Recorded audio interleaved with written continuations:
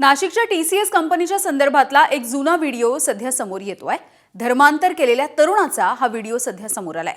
केशरी रंगाचा कुर्ता घातलेला व्यक्ती हिंदू असून त्याचं TCS कंपनीमधल्या तौसिफ अत्तार नावाच्या आरोपीनं कशा पद्धतीनं धर्मांतर केलं त्याचा हा व्हिडिओ समोर येतोय। आणि या हिंदू तरुणाला रोजा ठेवणं, बीफ खायला घालणं, नमाज पठण करायला लावणं, हिंदू देवदेवतांबद्दल आक्षेपार्ह बोलून त्याला धर्मांतर करण्यासाठी भाग पाडणं अशा स्वरूपाचा आरोपही या तरुणानं केलाय।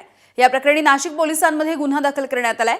व्हिडिओमध्ये दिसणारा आरोपी तौसिफ अत्तार हा सध्या पोलिसांच्या कोठडीत आहे।